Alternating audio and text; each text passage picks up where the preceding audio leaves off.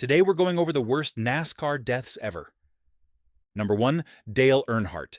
It is February 18th, 2001, at Daytona International Speedway in Florida, and Dale Earnhardt is doing what NASCAR fans had watched him do for decades.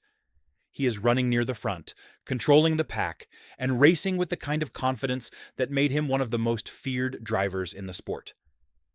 At 49 years old, Dale is already a 7-time NASCAR Cup Series champion. He is not just another famous driver. He is one of the faces of NASCAR itself. The black number 3 Chevrolet, the dark sunglasses, the aggressive blocking, and the nickname The Intimidator had turned him into a legend long before this race ever began. But on this afternoon, Dale is not just racing for himself. The Daytona 500 is coming down to the final laps, and 2 cars connected to him are leading the race. Michael Waltrip, driving for Dale Earnhardt Incorporated, is out front. Behind him is Dale Earnhardt Jr., Dale's own son. And behind both of them, sitting in third place, is Dale Sr., playing defense against the pack. At Daytona, this is not a small job. The cars are running together at nearly 190 miles per hour, bumper to bumper, door to door, and inches apart. The draft pulls cars together like magnets. One driver moves, another reacts. The air changes, and suddenly everyone is inches away from disaster. Dale understands this better than almost anyone. He knows how to hold a lane. He knows how to block. He knows how to make every driver behind him think twice before making a move. That is what makes the final lap feel so dramatic. Michael Waltrip is chasing his first Daytona 500 victory. Dale Jr. is right behind him. Dale Sr. is protecting the dream finish. For Dale Earnhardt Incorporated, this could become the greatest day the team has ever had.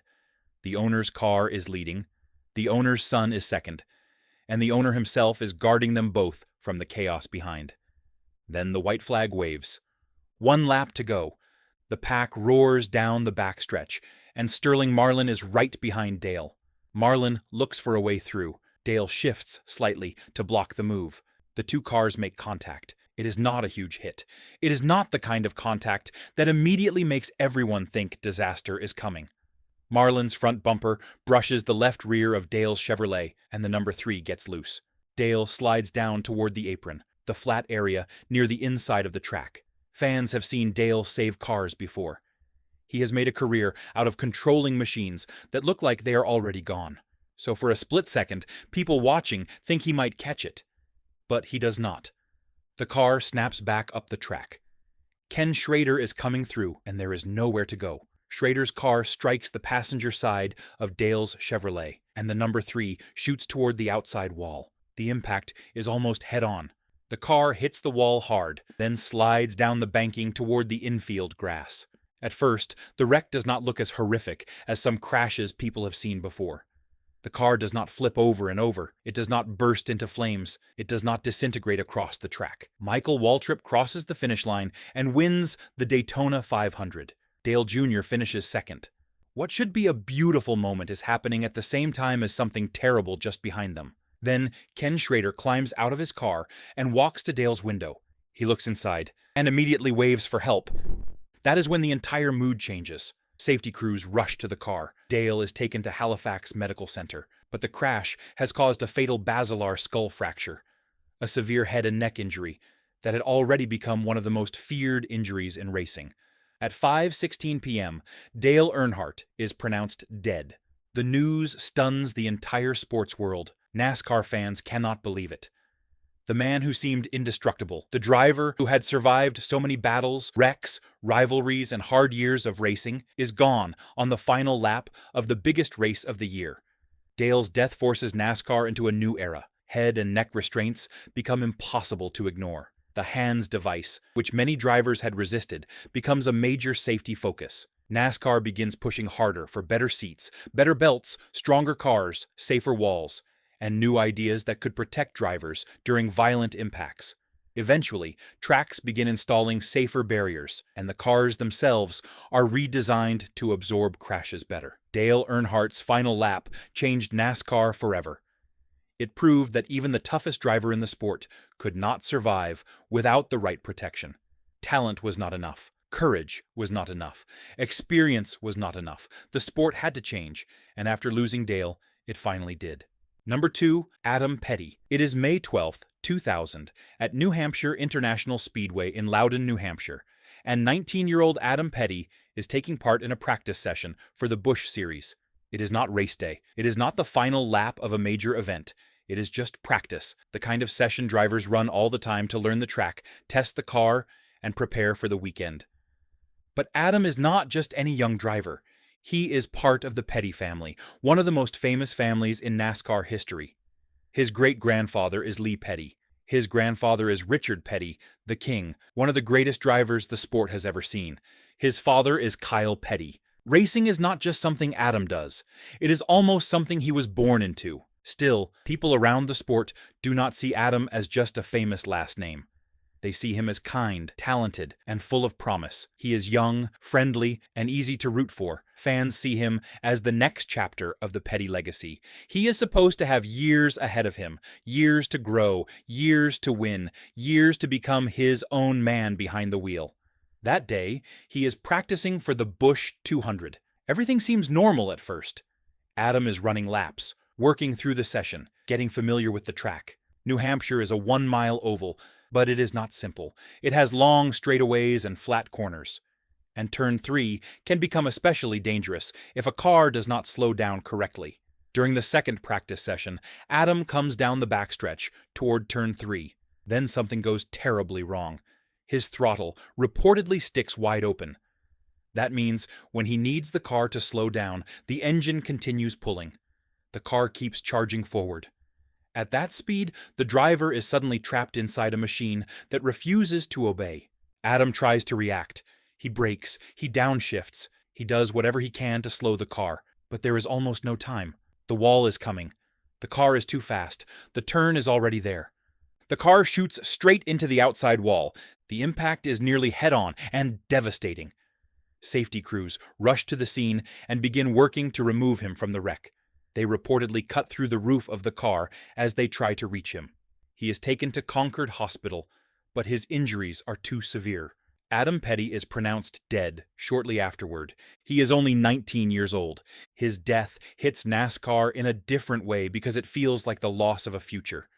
Dale Earnhardt's death 1 year later would feel like the loss of a legend. Adam's death feels like the loss of everything still waiting to happen. He had barely started. He had not had the chance to build the career people believed he could have. He had not had the chance to carry the Petty name into the next generation the way so many fans expected. And the fact that it happened in practice makes it even more painful. He was not making a desperate move for the win. He was not racing 3 wide to the finish. He was simply doing the normal work of a race weekend when the car failed him. After Adam's crash, NASCAR begins paying closer attention to throttle safety. The idea of giving drivers better emergency controls becomes more important. Kill switches and systems that could help drivers shut the engine down in a stuck throttle situation become part of the larger safety conversation. But his death also raises deeper questions about head and neck protection, wall impacts, and what happens when a car hits a barrier almost directly at high speed.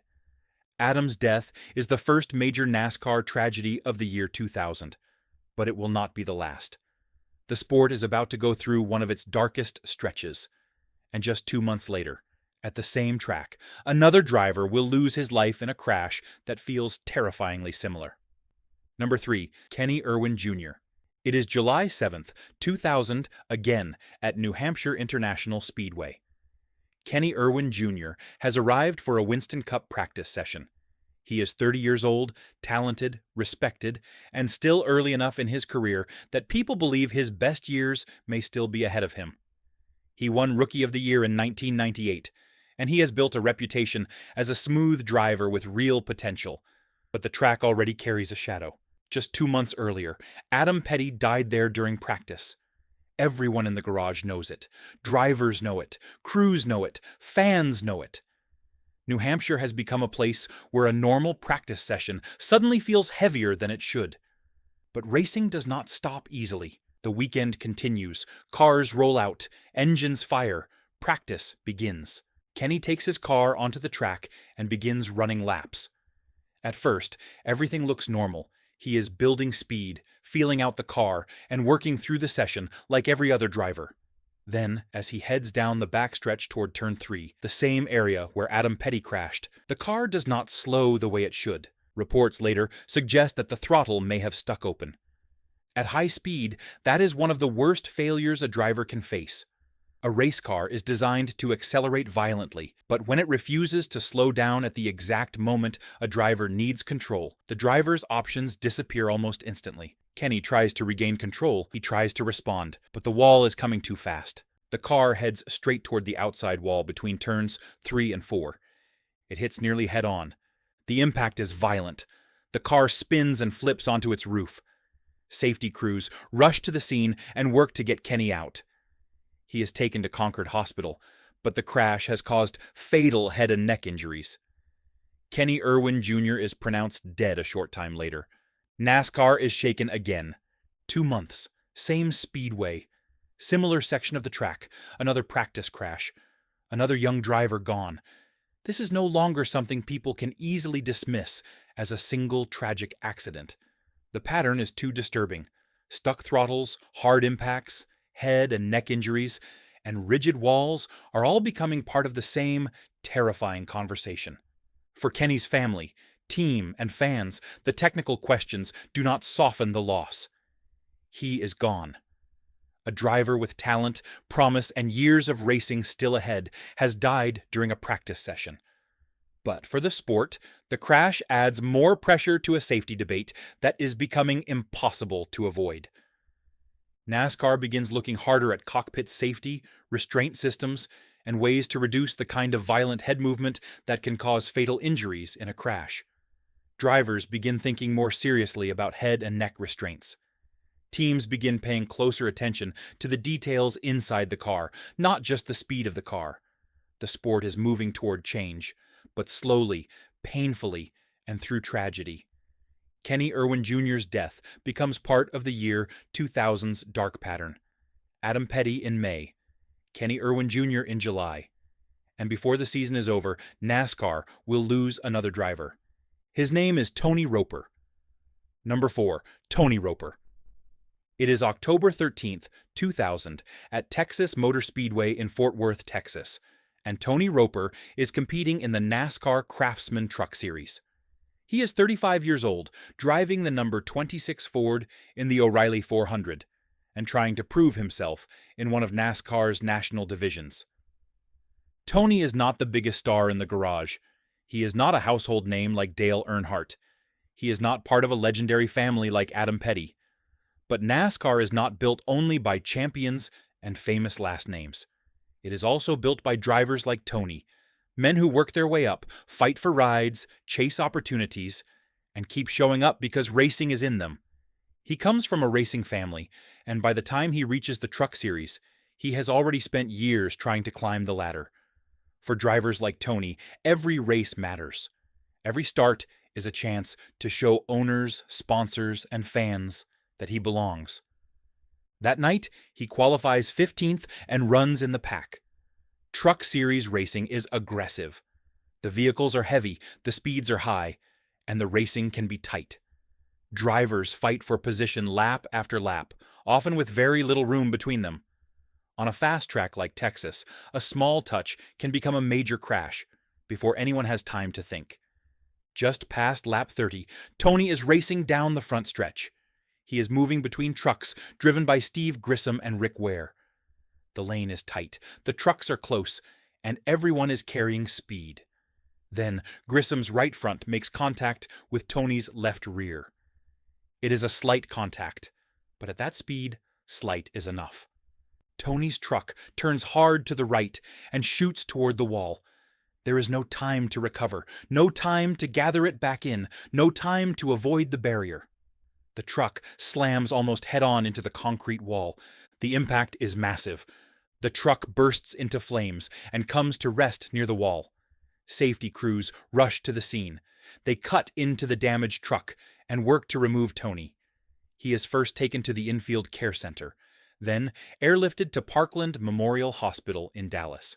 Doctors discover that the crash has caused a severe neck injury that cuts off blood flow to his brain. he is left in a coma. The next morning, on October 14th, Tony Roper dies. He becomes the third NASCAR driver to die in 2000, following Adam Petty and Kenny Irwin Jr. That fact makes the tragedy feel even heavier. NASCAR has lost 3 drivers in 1 year, all from violent crashes, all raising serious questions about what more could be done to protect the people inside the cars and trucks. Tony's crash adds another layer to the growing safety crisis. It is not just one track. It is not just one series. It is not just one kind of accident. NASCAR is seeing that hard impacts, especially those involving violent head and neck movement, can kill drivers even when safety crews respond quickly. For fans, Tony Roper's death is also a reminder that danger does not only belong to the biggest names. Every driver on the track is taking the same risk. Some have huge fan bases. Some are still building their names. Some are legends. Some are journeymen. But at speed, the wall does not care who is famous. Tony's death becomes part of the chain of tragedies that pushes NASCAR closer to major safety reform. Better head and neck restraints, improved seats, better belts, safer barriers, and stronger vehicle designs all become more urgent. The sport is still moving toward those changes when, just 4 months later, Dale Earnhardt dies at Daytona. And after that, NASCAR can no longer move slowly. Number 5. Fireball Roberts. It is May 24th, 1964, at Charlotte Motor Speedway in North Carolina, and Glenn Fireball Roberts is preparing to compete in the World 600. He is one of NASCAR's biggest stars of the era, a Daytona 500 winner, a fan favorite, and a driver known for speed, confidence, and style. His nickname, Fireball, had followed him for years, and at the time, it sounded like the perfect name for a fearless race car driver. But after this day, that nickname will feel painful.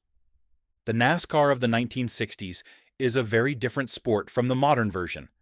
The cars are fast, but the safety standards are far behind what later generations will know. Fire suits are not as protective. Fuel systems are more vulnerable. Emergency response is less advanced. Window nets, modern restraints, safer fuel cells, and many other protections are either missing or still developing. Drivers understand danger, but many of the tools that could protect them simply are not there yet. The race has barely started when everything goes wrong.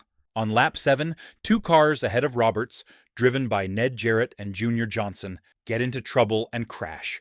Fireball reacts quickly and tries to avoid them, but there is not enough room.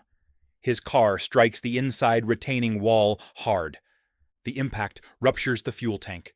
Within seconds, the car explodes into flames. Fireball is trapped inside. The wreck becomes a nightmare. Flames engulf the car. Other drivers can hear him shouting for help. Ned Jarrett, already involved in the crash, stops his own car and runs toward the burning wreck. He tries desperately to help, but the fire is too intense. Safety crews arrive and manage to pull Fireball from the car, but he has suffered terrible burns. He is rushed to the hospital in critical condition. At first, there is hope. Fireball survives the initial crash. Doctors treat him. Fans wait for updates. The racing world hopes that one of its biggest stars can somehow recover. But the burns are severe, and recovery from that kind of injury is brutal. Weeks pass. Complications set in, and on July 2nd, 1964, Fireball Roberts dies from his injuries. His death hits NASCAR hard because it exposes one of racing's most terrifying dangers: fire. A hard crash is bad enough, but a driver trapped in a burning car is the nightmare every racer fears. In that era, many drivers were afraid of being trapped by safety belts if a fire started, so some avoided using certain restraints the way later drivers would. But Fireball's crash shows that the sport needs better protection from both impact and fire. After his death, NASCAR begins moving toward major safety improvements.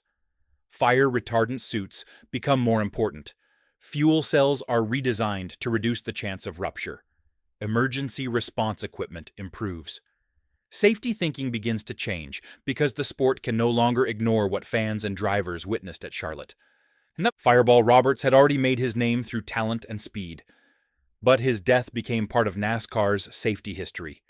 It forced the sport to think harder about how to keep drivers from being trapped in flames and how to design cars that would not turn into fireballs after impact. Number 6. J.D. McDuffie. It is August 11th, 1991, at Watkins Glen International in New York, and J.D. McDuffie is doing what he has done for nearly 3 decades. He is racing. J.D. is not a superstar in the way some other drivers are. He is not backed by the biggest teams or the richest sponsors. He is an independent driver, the kind of racer who keeps showing up even when the odds are stacked against him. For years, he fields his own cars, works with limited resources, and races against teams with far more money, better equipment, and stronger support. But that is what makes people respect him. JD represents an older spirit of NASCAR. He races because he loves racing. He does not need to be the favorite. He does not need everything to be easy. He just needs a car, a track, and a chance to compete. Fans and garage members know him as tough, determined, and stubborn in the way only a true racer can be. Watkins Glen is different from the ovals NASCAR runs most often. It is a road course with fast straightaways, hard braking zones, and dangerous corners. A mechanical failure at the wrong place can give a driver almost no chance to save the car. Early in the race, around lap 5, McDuffie is running in the pack when his car suffers a mechanical failure. The left front wheel spindle breaks. In simple terms, he loses control of the steering. At the speed he is carrying, that failure is catastrophic. The car veers off course and clips Jimmy Means before shooting toward the outside barrier. McDuffie's car slams into the tire wall and guardrail at high speed. The impact is so violent that the car lifts off the ground, flips, and comes to rest upside down. The crash causes fatal head and neck injuries. Safety crews arrive quickly, and the race is stopped. But there is nothing they can do. J.D. McDuffie is pronounced dead at the scene. His death hurts because he is the kind of driver the garage knows well. He is not a celebrity dropping in for attention. He is a racer who has spent his life chasing the sport, often without the rewards that come to the biggest names. He has made hundreds of starts, endured years of struggle, and kept racing because walking away was never part of who he was. But his crash also exposes a major safety problem at Watkins Glen. The section where he crashes is extremely fast, and the barrier system is not enough for the kind of impact that happens there. After his death, the track makes an immediate change. For the 1992 season, officials add the bus stop chicane, also known as the inner loop, to slow cars before that dangerous area. That change comes directly from the tragedy. J.D. McDuffie's death becomes part of NASCAR's safety evolution, not because he was the most famous driver, but because the crash showed the sport that the track itself had to change. Sometimes, safety is not just about the car, it is about the walls, the layout, the speed, and whether drivers are being sent into sections where one failure leaves no chance. J.D. spent his life racing with less than the stars around him. In the end, his final race forced one of NASCAR's most famous road courses to become safer for everyone who came after him. Number 7. Joe Weatherly.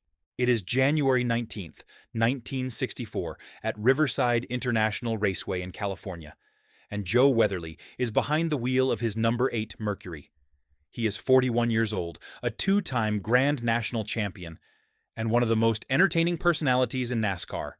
Fans know him as the Clown Prince of Racing because he is funny, loose, full of energy, and always seems like the kind of driver who can turn a garage area into a show.